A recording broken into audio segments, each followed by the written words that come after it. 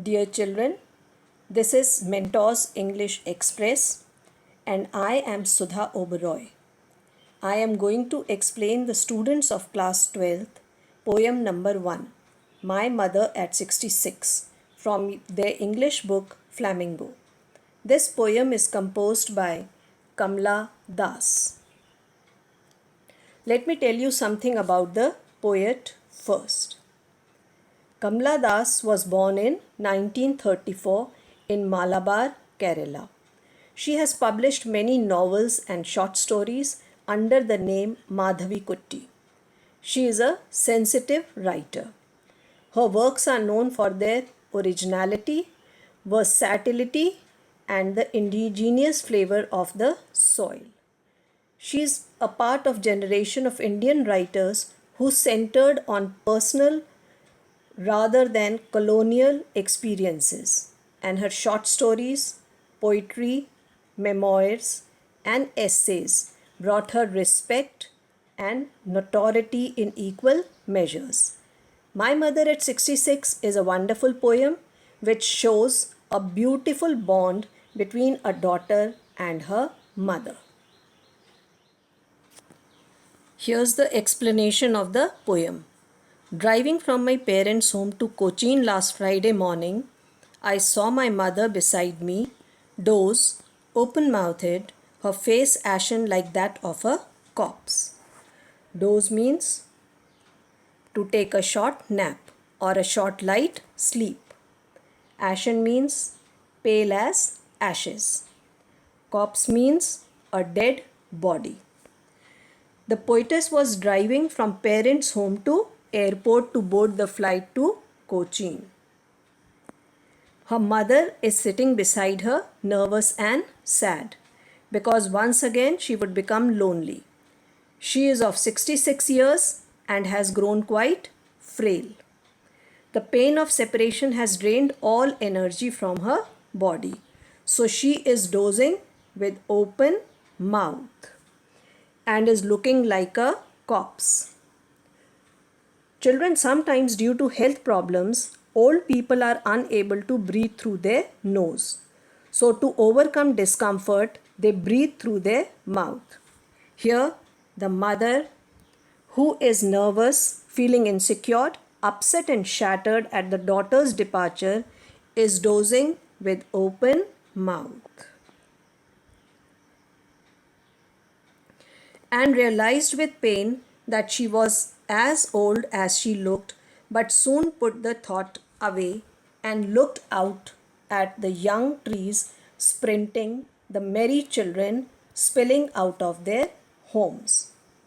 The thought of losing her mother is quite painful and unbearable for the poetess.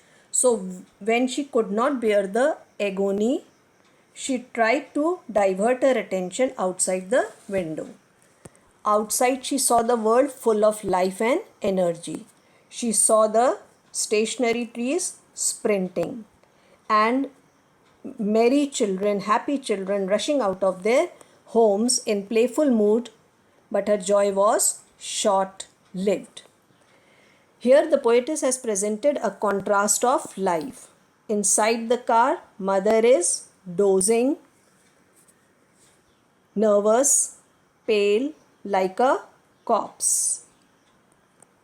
Outside, there is energy in the form of stationary trees sprinting and merry children spilling out of their houses. This is a bitter fact of life that death and decay take place along with birth and energy. But after the airport security check, standing a few yards away, I looked again at her van, pale as a late winter's moon. Now the poetess has reached the airport and she has gone through all the formalities like security check. From a distance, she looks at her mother. She finds her mother standing pale and listless. Van means nervous, listless. Here she compares the mother to late winter's moon. Like winter moon is dull and pale and it has no luster, similarly mother, who is perturbed because she will become lonely once again. She is nervous and sad, and sadness is clearly visible on her face. And felt that familiar ache, my childhood's fear. The mother's pathetic condition instantly brings the childhood fear to her mind. This childhood fear is of losing her mother forever.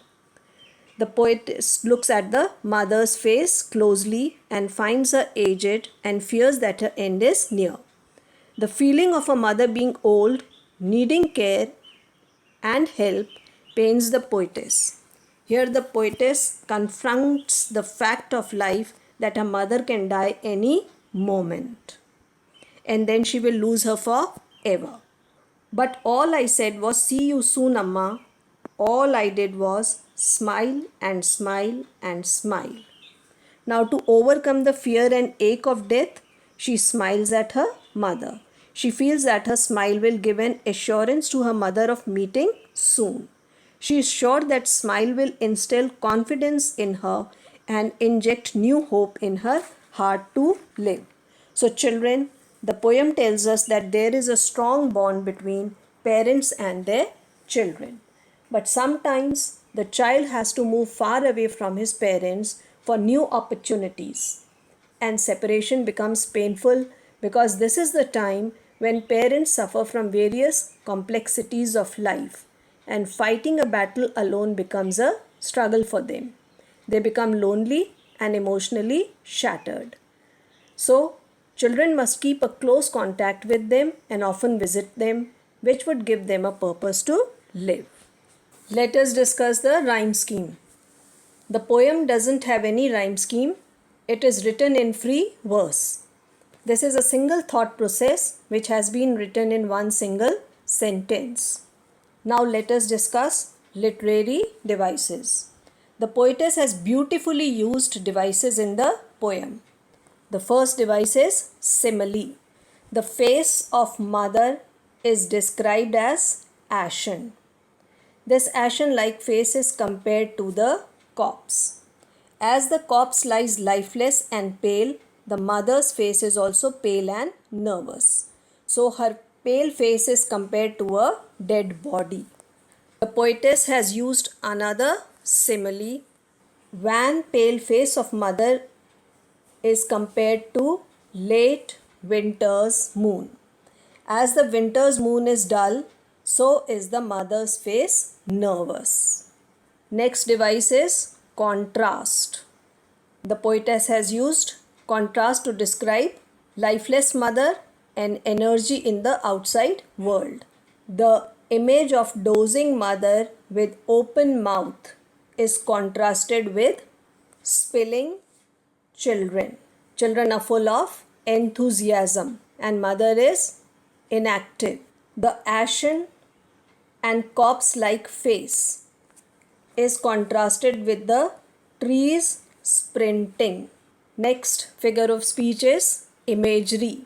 When the reader imagines the picture of what he is reading in his mind, it is called imagery.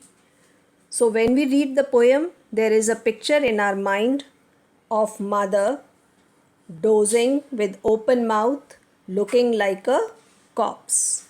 We can also imagine young children rushing out of their house, full of excitement, and trees sprinting, moving back as the car moves ahead. Next figure of speech is repetition. In the end of the poem, the poetess has used smile and smile and smile. So smile word is repeated. If you have enjoyed this video, like and share and subscribe it. You can also write your comments in comments box below. Thank you.